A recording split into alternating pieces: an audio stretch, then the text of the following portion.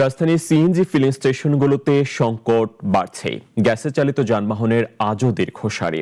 পাম্পগুলোর কর্তৃপক্ষ বলছে, গ্যাস সরবরাহ লাইনে চাপ কম থাকাই সংকটের মূল কারণ। চালকদের প্রশ্ন, প্রায়শই এই জটিলতার পেছনে কি শুধুই সংকট, নাকি আছে সিন্ডিকেটের কারসাজি? রেজা রব্বির রিপোর্ট। 600-650 টাকার গ্যাস ঢুকে 2 ঘন্টা 3 ঘন্টা সিরিয়াল করে 280 টাকা 300 টাকা 350 টাকা পর্যন্ত গ্যাস পাই। ঘন্টার পর ঘন্টা সিরিয়ালে পড়ে থাকি। তাই সিরিয়ালে থাকলে তো আর আমরা মনে করেন গ্যাসও পাইতেছি দেরিতে, যাত্রীও পাইতেছি দেরিতে। এই অবস্থায় তো আর আমরা গাড়ি চালায় শান্তি পেতেছি না। অপেক্ষমান গাড়ি চালকরা জানাচ্ছিলেন গ্যাস সংকটের বর্তমান চিত্র। রাজধানীর বিভিন্ন সিএনজি ফিলিং স্টেশনগুলোতে গ্যাস নিতে এভাবেই ভোগান্তিতে দিন পার করতে হচ্ছে চালকদের। ভোরে একবার 4টার দিকে সিরিয়াল দিছি, 7টার দিকে গ্যাস দিছি, এখন আবার লাইনে দাঁড়াইছি। এই হলো অবস্থা।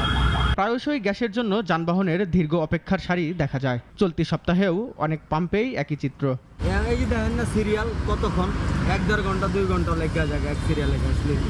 গ্যাস লাগে থাকার কারণে পাম্পের সিরিয়াল বেশি। ফিলিং স্টেশন সংশ্লিষ্টরা বলছেন, গ্যাস সরবরাহ কম এবং লাইনের চাপ কম থাকায় চাহিদা মতো গ্যাস দেওয়া সম্ভব হচ্ছে না। কাল তো দেখা যায় যে 170-80 থাকে, আজকে 100-120 এরকম।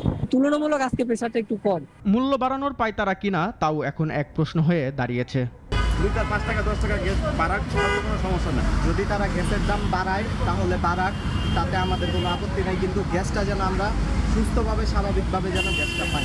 তবে সিএনজি চালিত যানবাহন চালকদের দাবি, বারবার এমন সংকটের পেছনে কি তা খতিয়ে দেখতে হবে এবং উপযোগী সমাধান করতে হবে। রেজাই রাব্বি, নাগরিক, ঢাকা।